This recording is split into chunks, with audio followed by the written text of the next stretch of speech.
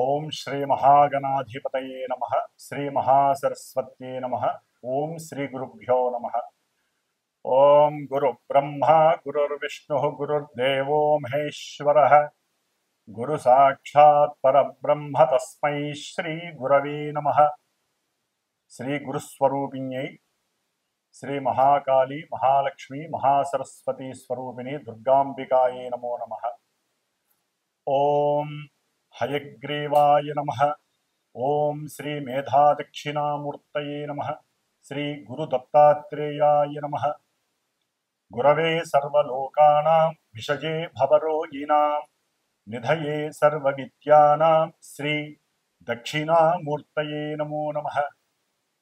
శ్రీ దక్షిణామూర్తి వారికి అట్లాగే గురు సమానులైనటువంటి పీఠాధిపతులకి అందరికీ కూడా పాదాభివందనం చేస్తూ పాదాలకి నమస్కారం చేస్తూ ఈ యొక్క కర్కాటక రాశిలోకి సూర్యుడు ప్రవేశించినటువంటి రోజు నుంచి 6 నెలల కాలము దక్షిణాయన పుణ్యకాలం ఉంటుంది. ఈ దక్షిణాయనంలోనే మనకి చక్కగా మానవుడు మోక్షాన్ని పొందటానికి జ్ఞానాన్ని ఆర్జించటానికి కావలసినటువంటి అమితమైనటువంటి జ్ఞాన సంపద పూజల ద్వారా వ్రతాల ద్వారా హోమాల ద్వారా ఎన్నో రకాలైనటువంటి దైవ పూజల ద్వారా చేసుకునే అదృష్టము కలిగే అవకాశం ఉంటుంది. కాబట్టి ఈ యొక్క ఈ యొక్క కర్కాటక రాశిలో ఉన్నటువంటి సూర్యుడు ప్రవేశించిన తర్వాత 6 నెలల కాలము కూడా చక్కగా మానవులందరూ కూడా మనకు వచ్చేటటువంటి గణపతి నవరాత్రుల దగ్గర నుంచి అన్నీ కూడా దైవానికి సంబంధించినటువంటి కార్యక్రమాలు. ఎందుకంటే ఇక్కడ వర్షాకాలము శీతాకాలం అనేది మానవుని యొక్క ఆరోగ్యం పైన ప్రభావం చూపిస్తుంది. కాబట్టి దైవానికి సంబంధించినటువంటి ఆరాధనలు స్తోత్ర పారాయణలు అర్చనలు చేయటం ద్వారా చక్కటి ఆరోగ్యము మనఃప్రశాంతత కార్యసిద్ధి కలిగి జ్ఞానానికి మోక్షానికి కూడా కలగడానికి అవకాశం ఉంటుంది. కాబట్టి మనకి ఈ యొక్క జూలై 16వ తేదీ నుండి ఆగస్టు 17వ తేదీ వరకు కూడా సూర్యుడు కర్కాటక రాశిలోకి ప్రవేశించే సమయంలో ప్రవేశించిన రోజు నుంచి ఈ నెల కాలము కూడా మేషాది మీనరాశి పర్యంతం ఉన్నటువంటి 12 రాశుల వారికి అట్లాగే ఆ రాశుల్లో ఉన్నటువంటి నక్షత్రాలు 27 నక్షత్రాల వారికి అవి ఈ రెండు తెలియనటువంటి నామ నక్షత్ర జాతకులకి ఏ విధంగా ఉంటుందో తెలుసుకునే ప్రయత్నంలో ముఖ్యంగా వినేటటువంటి శ్రోతలు ఒకటి గుర్తుంచుకోవాలి. ఏదైనా సరే ప్రస్తుత కాలంలో గోచారంలో గ్రహాలు ఆకాశంలో ఈ రాశుల్లో ఈ నక్షత్రాలలో సంచరించే సమయంలో ప్రపంచంతో పాటుగా అంతరిక్షంతో పాటుగా మానవుల మీద కూడా ఆ ప్రభావాన్ని చూపిస్తుందని మాత్రమే అర్థం చేసుకోండి. జన్మజాతకంలో ఉన్నటువంటి ఆ గ్రహాల యొక్క స్థితిగతులు అట్లాగే దశ అంతర్దశల రీత్యా వారికి జరిగేటటువంటి ఈవెంట్స్ ప్రెజెంట్ గోచారంలో గ్రహస్థితులు ఏ విధంగా నిర్ణయిస్తాయో మాత్రమే తెలియజేస్తుంది. కానీ చాలామందికి తెలియక ఈ యొక్క రాశి లేకపోతే నాది నక్షత్రము మరి మాకు చెప్పినవి జరగట్లేదు, లేకపోతే మీరు చెప్పినట్టుగా మాకు నెగిటివ్ జరగట్లేదు పాజిటివ్ జరుగుతోంది, పాజిటివ్ జరగట్లేదు నెగిటివ్ జరుగుతోంది అంటున్నారు. ఇది ఎక్కడా కూడా వారికి సంబంధం ఉండదు. జస్ట్ ఆ యొక్క కిరణాలు వారి మీద పడి కొంతవరకు ప్రభావాన్ని చూపిస్తాయే తప్ప ప్రత్యేకించి మొత్తము కూడా మేము చెప్పిన విధంగానే జరుగుతుంది అని ఎక్కడా కూడా శాస్త్ర నిర్ణయం లేదు. గోచార ఫలితాలు అంటే జస్ట్ మనం జాగ్రత్త పడటానికి ఈ నెలలో ఈ గ్రహాలు ఇక్కడ ఉన్నాయి కాబట్టి పాపగ్రహాలు ఈ విధంగా పాపస్థానాలలో ఉంటే మనం దానాలు ధర్మాలు జపాలు లేకపోతే అవతల వాళ్ళకి ఏదైనా దాన ధర్మాల రూపంలో లేకపోతే స్తోత్రాలు శ్లోకాలు పూజలు చేయించుకోవడం ద్వారా కొంత ఉపశమనం మాత్రమే లభిస్తుంది. ఇది గుర్తుంచుకొని ఈ యొక్క రాశి ఫలితాలను విని ధైర్యాన్ని తెచ్చుకొని ఏ విధంగా ఉండాలో ఆలోచించే మార్గమే ఈ యొక్క గోచార ఫలితాలు మాత్రమే. కాబట్టి మరి ఇక మేషరాశి నుంచి మీనరాశి వరకు ఏ విధంగా ఈ యొక్క కర్కాటక రాశిలో ఉన్నటువంటి సూర్య భగవానుడు అట్లాగే కుజుడు మనకి మారుతున్నాడు. దాదాపుగా ఒక 45 రోజులు బట్టి కుజ భగవానుడు మరి ఈ రేపు జూలై 28వ తేదీ వరకు కూడా సింహరాశిలో ఉండి 28వ తేదీ నుండి కన్యా రాశిలోకి మారుతున్నాడు ఈ కుజ భగవానుడు. అట్లాగే మనకి బుధుడు, ఈ యొక్క బుధుడు మనకి జూలై 18వ తేదీన ఉన్నటువంటి ఆశ్లేష నక్షత్రంలో ఉండి కర్కాటక రాశిలో వక్రత్వం చెందుతున్నాడు దాదాపుగా ఆగస్టు 11వ తేదీ వరకు కూడా. కాబట్టి ఆయన ఇచ్చే ఫలితాల్లో కొంత తారతమ్యం కలిగే అవకాశం ఉంటుంది. అట్లాగే ముఖ్యంగా మనకి ఉన్నటువంటి మాస ఫలితాల్లో శుక్రుడు కూడా, ఈ శుక్రుడు చక్కగా ప్రస్తుతానికి తన యొక్క స్వక్షేత్రమైనటువంటి వృషభ రాశిలో ఉంటూ ఎంతో ఆనందాన్ని పంచుతున్నాడు. ఈ నెల అంటే జూలై 26వ తేదీ నుండి ఆగస్టు 21వ తేదీ వరకు కూడా మిత్రక్షేత్రమైనటువంటి మిథున రాశిలోకి మారతాడు. కాబట్టి ఈ యొక్క 17వ తేదీ ఆగస్టు వరకు కూడా కొన్ని గ్రహాల యొక్క మార్పుల వలన కూడా ఎన్నో రకాలైనటువంటి సంస్కారాలు జరిగే అవకాశం ఉంటుంది. అవన్నీ కూడా చక్కగా తెలుసుకొని జాగ్రత్తలు వహించుదాం అని చెప్పే ఆలోచనతో మరి ఇప్పుడు మన యొక్క ద్వాదశ రాశుల యొక్క ఫలితాలను ప్రారంభం చేద్దాం. అలాగే జూలై 13వ తేదీ నుండి కూడా నవంబర్ 28వ తేదీ వరకు కూడా శని మహానుభావుడు మీనరాశిలో తన యొక్క సొంత నక్షత్రంలో ఉంటూ ఆయన వక్రత్వాన్ని పొందుతున్నాడు. ఈ వక్రత్వం వలన కొన్ని రాశుల వారికి జరిగేటటువంటి కొన్ని అనర్థాలు, ఇబ్బందులు తొలగిపోయి కొంతవరకు ఆయన యొక్క స్థానస్థితి దృష్టులు తొలగటం ద్వారా వారికి శుభాలు కలగడానికి అవకాశం ఉంటుంది. శుభాలు కలుగుతున్న కొన్ని రాశుల వారికి ఆయన యొక్క వక్ర దృష్టి, వక్రగ్రహ స్థితి వలన కొన్ని ఇబ్బందులు కలగటానికి కూడా ఆస్కారాలు ఉండే అవకాశాలు ఉన్నాయి. కాబట్టి జూలై 13వ తేదీ నుండి శనిగ్రహ వక్రత్వం, పాపగ్రహ వక్రత్వం కొంత అటు ప్రపంచానికి అట్లాగే కొంతమంది రాశులకి కూడా కొన్ని ఇబ్బందులని, విపత్తులని, అనర్థాలని కలుగజేయడానికి అవకాశాలు ఉన్నాయి.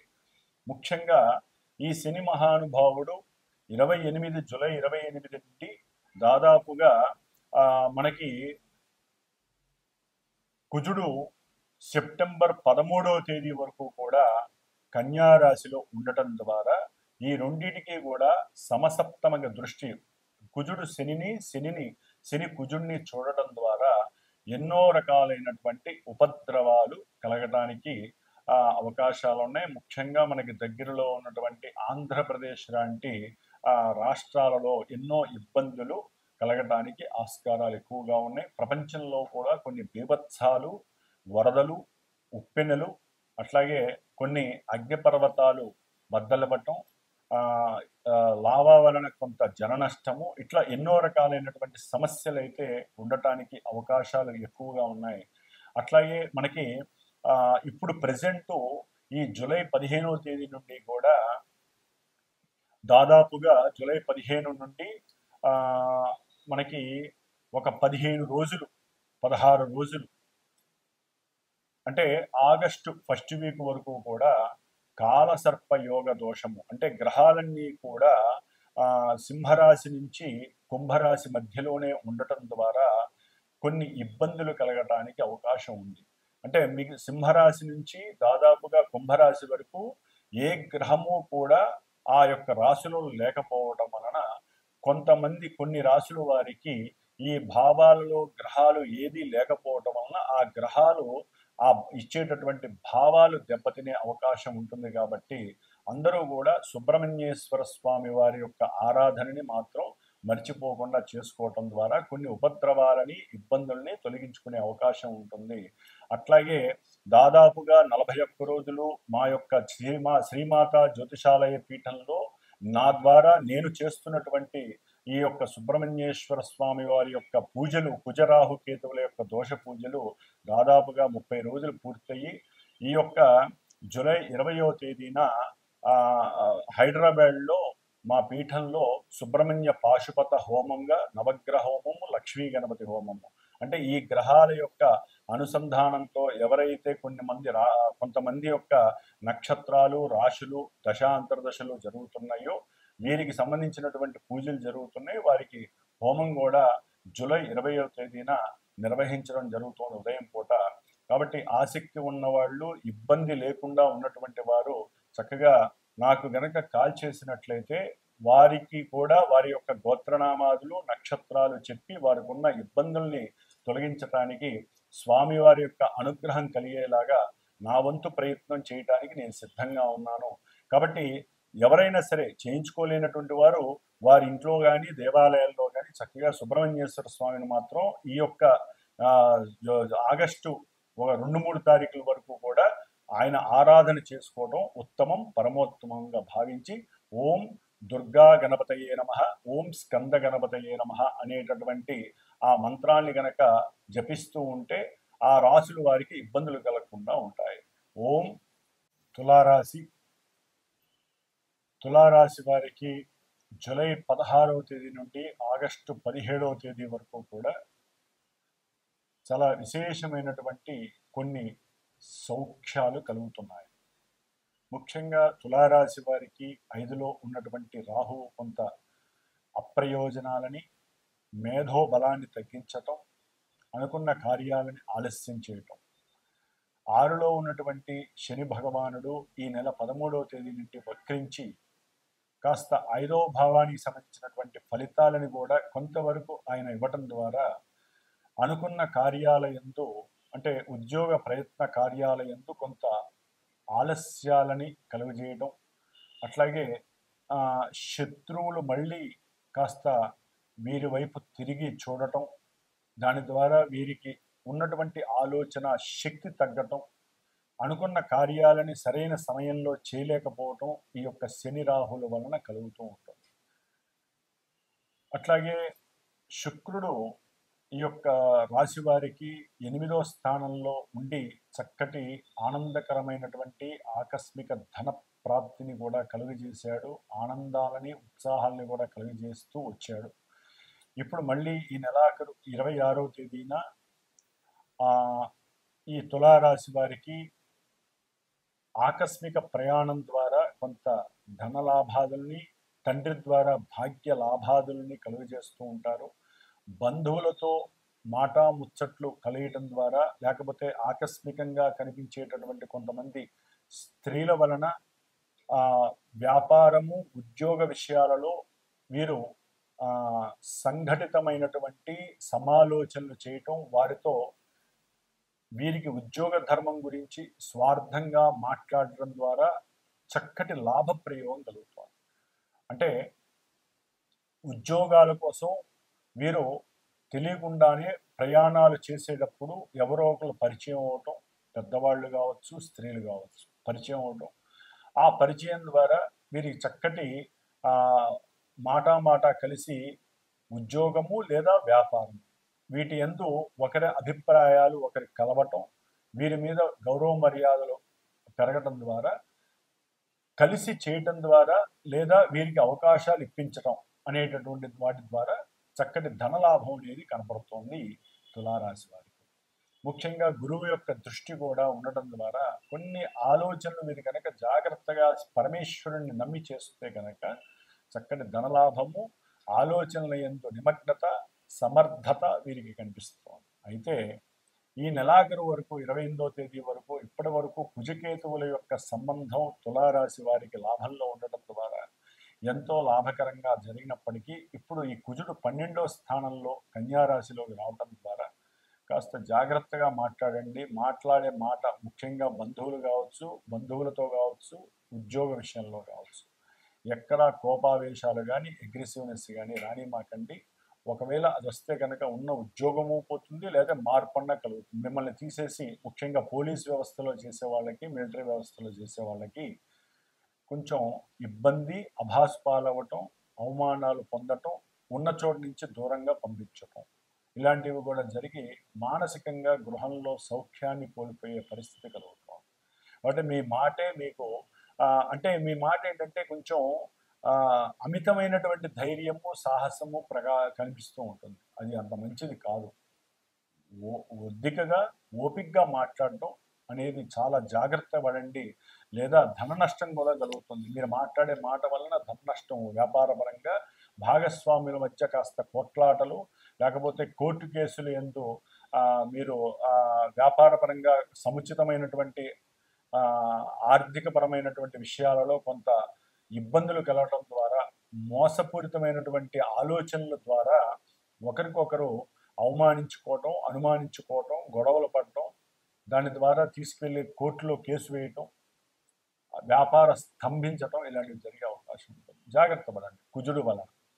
అట్లాగే లాభాధిపతి అయినటువంటి రవి దశమంలో రావటం ద్వారా మీరు కోరుకున్న ఉద్యోగం లేకపోయినా ఏదో ఒక ఉద్యోగ ధర్మం మీకు కలగటం, ఉద్యోగంలో కాస్త లాభం కలగటం, అంటే ఉద్యోగ లాభం కలగటం, దాని ద్వారా చక్కటి ఆనందకరమైనటువంటి విశేషమైనటువంటి ధనలాభం కలగటం, తండ్రికి కాస్త ధనం పంపించటం, తండ్రికి ధనాన్ని సహకారం చేయటం, ఇలాంటివి చక్కగా జరిగే అవకాశం ఉంటుంది.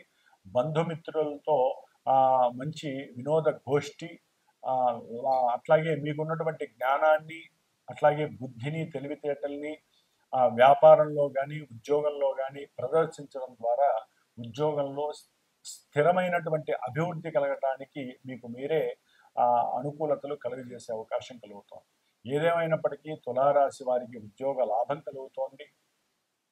చక్కటి ఉద్యోగం ద్వారా ధనలాభం కలుగుతోంది. విదేశాల్లో ఉన్నటువంటి వారికి ఉద్యోగంలో కంపల్సరీ కీర్తి ప్రతిష్టలు పెరుగుతున్నాయి. అట్లాగే గురు శుక్రుల వలన చక్కటి దర్పము, అధికార లాభము కలిగి మీరు చేసే ప్రతి ప్రయత్నము కూడా విజయవంతమయ్యి మీకున్నటువంటి ధైర్యము, పరాక్రమం వలన చక్కటి ధనలాభాదులు కలగడానికి అవకాశాలు ఉన్నాయి. కాబట్టి మీరు ముఖ్యంగా కుజుడికి సంబంధించినటువంటి దానాదులు లేదా సుబ్రహ్మణ్య పూజ లేదా హనుమంతుడి యొక్క ఉపాసన చేయటం ద్వారా, హనుమాన్ చాలీసా పఠించడం ద్వారా కలిగేటటువంటి మీకు జరిగేటటువంటి ఈవెంట్స్ ఆలస్యం కాకుండా ముందుకు వెళ్తాయి. ఆలోచన శక్తి నశించకుండా వీరు మిమ్మల్ని కాపాడే అవకాశం ఉంటుంది. కుజగ్రహ స్తోత్రాన్ని చదవండి. హనుమంతుడి ఉపాసన చాలీసా కావచ్చు, హనుమంతుడి దండకాన్ని అయినా సరే, హనుమంతుడి నామస్మరణ అయినా సరే చేయడం ద్వారా మీకు శుభం కలగడానికి అవకాశాలు ఉన్నాయి.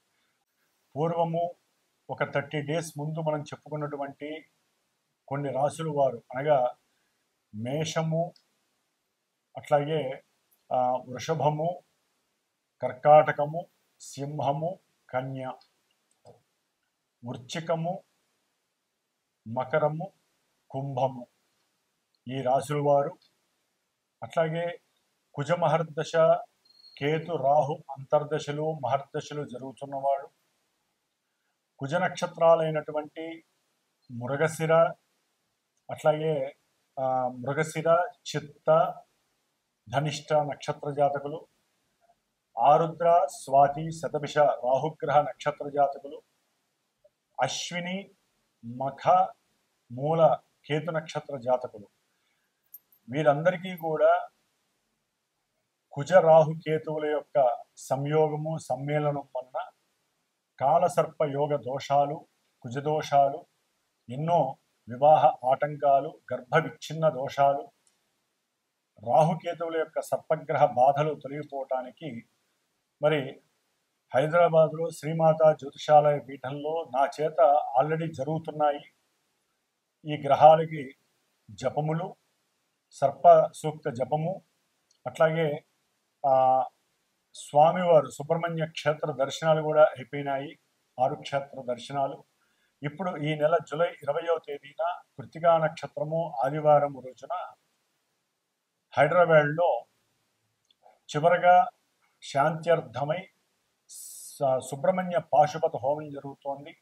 దీంట్లోనే గణపతి, లక్ష్మీ గణపతి, నవగ్రహ నక్షత్ర సహితముగా సర్పసూక్త, మన్యుసూక్త సహితంగా సుబ్రహ్మణ్య పాశుపత హోమం జరుగుతోంది. కాబట్టి ఎవరైనా ఈ ఇబ్బందులు ఎవరైతే పడుతున్నారో వారు నాకు గనక ఫోన్ చేసి సంప్రదించినట్లయితే హోమానికి చాలా తక్కువ స్వల్ప దక్షిణతో ఆ యొక్క సుబ్రహ్మణ్య అనుగ్రహాన్ని పొందే అవకాశము స్వీకరిస్తారని ఈ యొక్క మెసేజ్ చేయటం జరుగుతోంది. ఓం శరవణ భవాయ నమః.